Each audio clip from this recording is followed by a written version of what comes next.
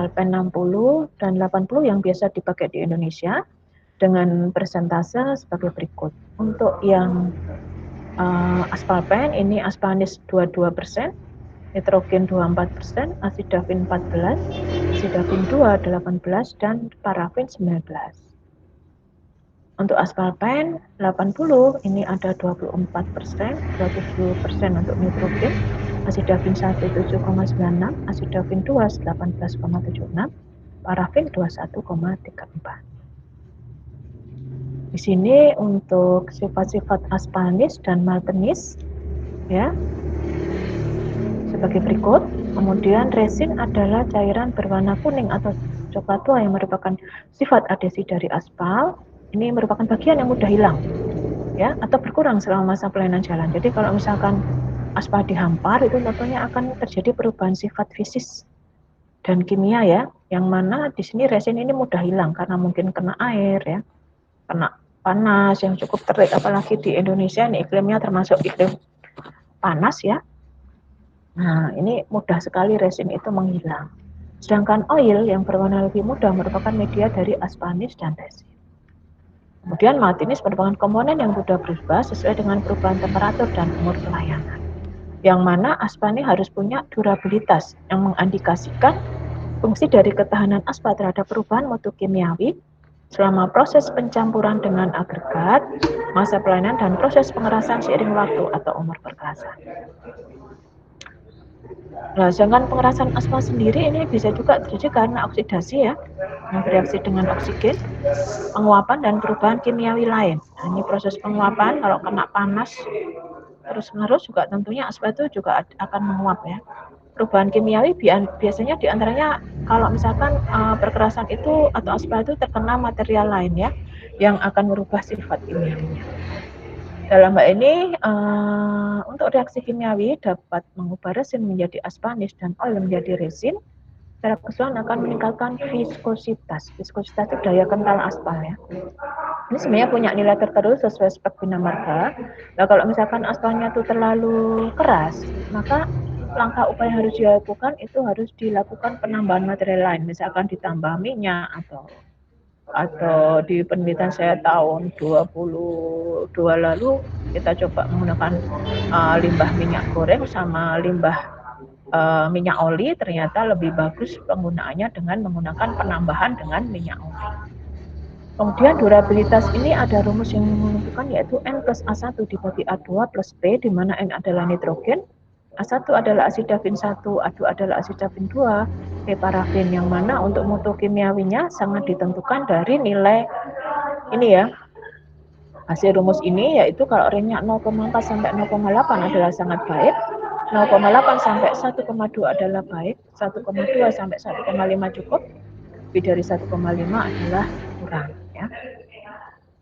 Kemudian selain itu ada sifat termoplastis tadi ya, di mana pemberian sifat kepekaan aspal terhadap perubahan temperatur ini merupakan informasi rentang temperatur yang baik untuk pelaksanaan pekerjaan, di mana untuk aspal yang mengandung lilin tadi, kandungan parafinnya tinggi tadi ya, lebih peka terhadap temperatur dibandingkan dengan aspal yang tidak mengandung lilin atau yang persentase parafinnya lebih rendah ya. Ini kalau secara umum, secara teori seperti itu. Kepekaan terhadap temperatur akan menjadi dasar perbedaan umur aspal untuk menjadi retak atau mengeras, yang mana hal ini ditentukan dari nilai indeks penetrasi atau penetration index yang dinyatakan dalam rumus 20 min PI dibagi 10 plus PI sama dengan 50 log pen RNB min log pen 25 derajat Celcius dibagi TRNB min 25, di mana ini notasinya ya. Ini contoh soalnya kira-kira seperti ini. Nilai PI itu harus berada di antara min 1 dan plus 1 yang mengindikasikan bahwa aspal yang digunakan ini bisa aspal tersebut bisa digunakan untuk material perkasan jalan. Ini contohnya jika kita punya data temperatur titik lembek adalah 48 derajat Celcius, penetrasi pada suhu 25 derajat Celcius adalah 71, penetrasi pada temperatur titik lembek adalah 800. Indeks penetrasi dihitung dengan rumus yang sebelumnya, sehingga diperlukan kalau kita angka-angkanya kita masukkan ini ya, 71, 48, kemudian 25, maka bisa diperoleh nilai PI untuk data di atas adalah min 0,87, di mana hal ini mengindikasikan bahwa nilainya sudah masuk dalam range ya, min 1 sampai 1, yang ternyata bisa disebut bahwa aspal baik untuk digunakan sebagai material perluasan jalan.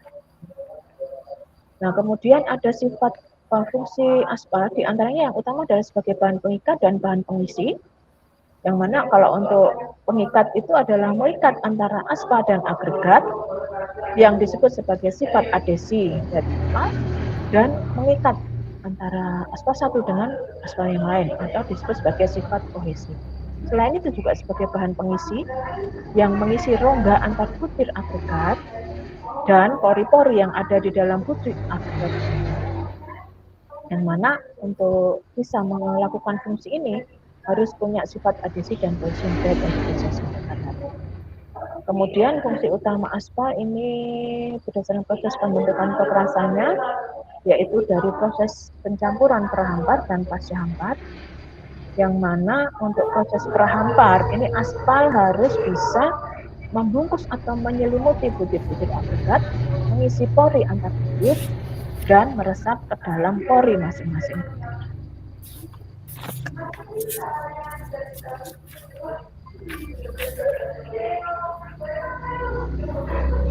Ya, kemudian yang lain yaitu pada proses pasca hampar, aspal disiramkan pada lapisan agregat yang telah dipadatkan lalu ditaburi butiran halus.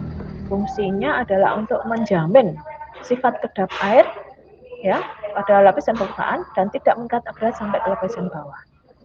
Dalam hal ini untuk kekedapan air ini sangat diperlukan untuk supaya kiranya diperoleh perluasan jalan yang awet yang mampu melayani arus lalu lintas selama masa pelayanan jalan. Karena itu aspal harus mempunyai daya tahan atau tidak cepat rapuh terhadap cuaca dan mempunyai sifat adhesi dan kohesi yang baik. Nah, kemudian pemeriksaan sifat aspal ya, ini sebenarnya nggak usah dipakai karena di beberapa buku referensi itu disebut semen aspal, tapi sebenarnya kita fokus ke arah aspalnya ya. Perlu dilakukan untuk menentukan sifat fisik dan kimiawi aspal, di mana untuk pengujiannya yang pertama adalah menentukan komposisi aspal berapa persen ya. Terus untuk mendapatkan data yang berguna bagi keselamatan pekerja, mengukur konsistensi aspal, kemudian mengukur durabilitas, kemampuan mengikat agregat, kemudian menguji berat jenis semen aspal, dan juga yang ketujuh ini sebenarnya pengujian kekerasan aspal dengan pengujian penetrasi. Adhesi dan kohesi tadi sudah saya jelaskan ya. Nah, kemudian ada yang menarik di sini ya, ada agregat. Agregat yang kita gunakan tuh biasanya punya sifat yang di alam itu bisa jadi yang kita gunakan tuh bisa bersifat hidrofilik atau hidrofobik. Hidrofobik itu diantaranya kata dasarnya fobia ini ya, ini takut air.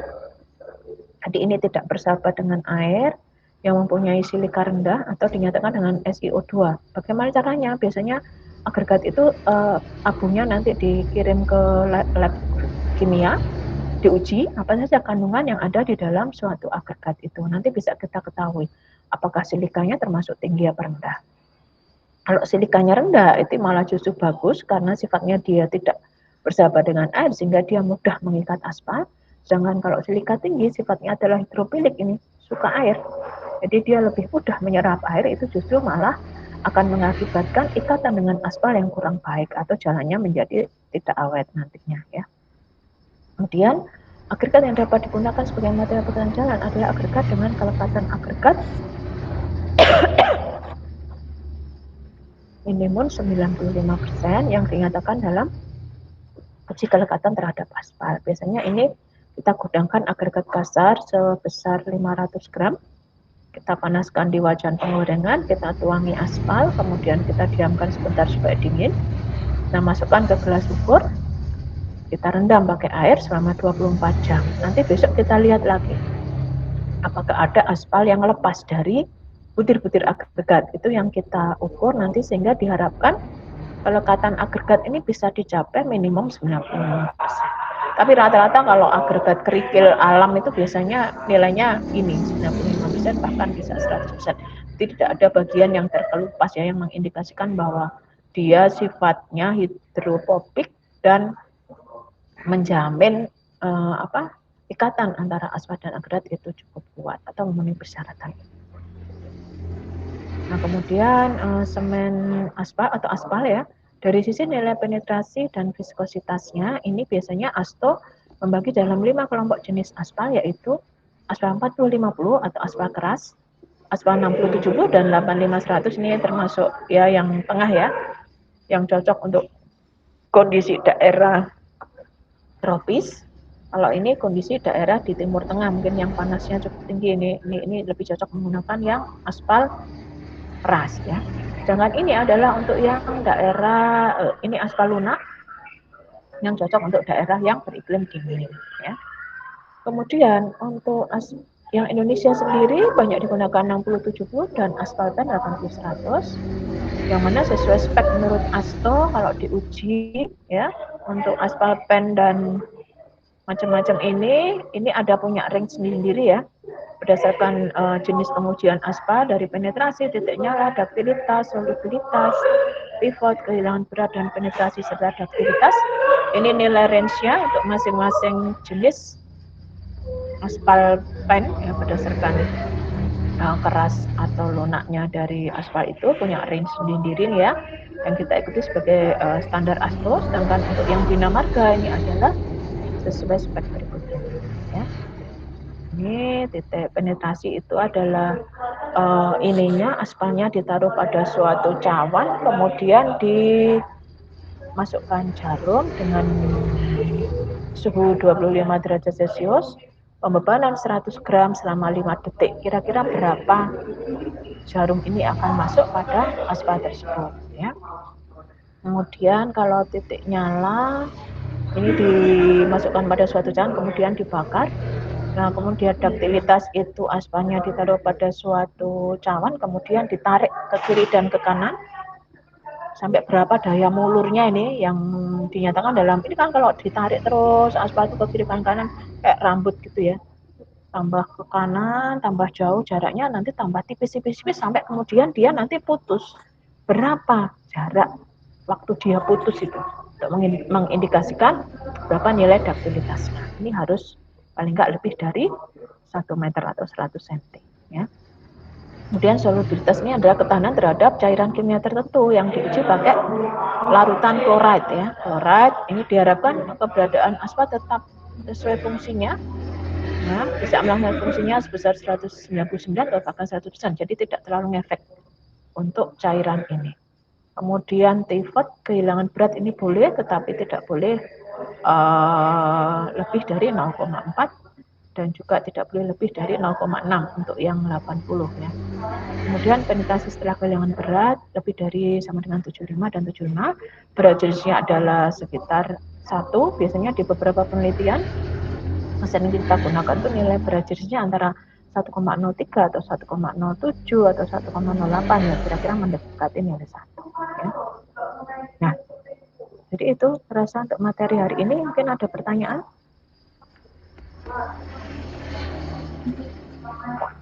Permisi Bu, mau bertanya. Ya, silakan Mas Deva Zulkarnain. Pada aspal itu terdapat nilai penetrasi ada 60, 80 dan lain-lain. Maksud Ya. dari 60, 80 itu apakah satuan berat seperti kilogram atau newton atau apa? Ya. Ya. Ya, terima kasih pertanyaannya Mas Muhammad Deva. Nah, itu penetrasi adalah salah satu pengujian khusus aspal ya. Yang mana pelaksananya nanti itu aspalnya ditaruh di cawan, kemudian jarum. Kita punya jarum dibebani 100 gram pada suhu 25 derajat ini ya. Ini sampai masuk ke dalamnya itu berapa, mestinya berapa mili ya, tidak senti lah. Ini kan kecil ya cawannya. Cawannya itu kira-kira tinggi volume aspalnya tuh ya nggak sampai ini, sekitar maksimal 1 cm mungkin.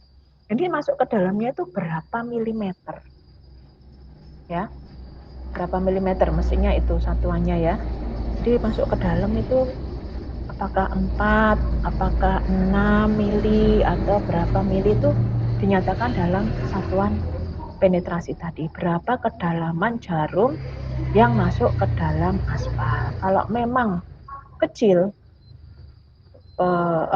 jarumnya itu masuk ke dalamnya kecil, berarti kita indikasikan bahwa aspal itu termasuk aspal lunak seperti tadi kategori 40-50.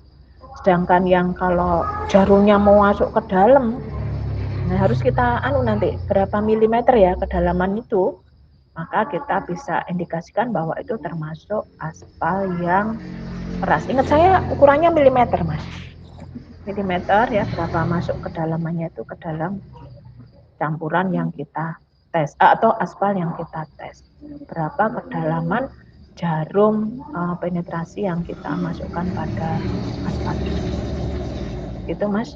Dalam satuan milimeter ya.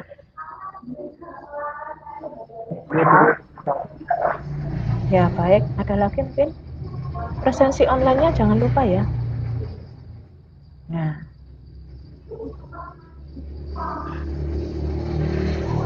Ya. Nah, kalau belum ada untuk kuliah hari ini sebenarnya saya akhiri. Nanti kita lanjutkan dalam kuliah secara offline ya, mungkin diskusinya bisa lebih panjang dan lebih longgar waktunya. Saya mohon maaf belum bisa maksimal hari ini karena menyusul ada rapat berikutnya. Saya akhiri, nanti saya kirim ya materinya biar bisa dipelajari lebih lanjut. Saya akhiri kuliah hari ini, kita ketemu minggu depan untuk kuliah secara offline ya. Terima kasih, semoga bermanfaat dan tetap sehat, semangat untuk semuanya. Terima kasih, selamat pagi. Selamat pagi, Ibu. Terima kasih, Bu. Ibu. Ya, selamat. Ibu.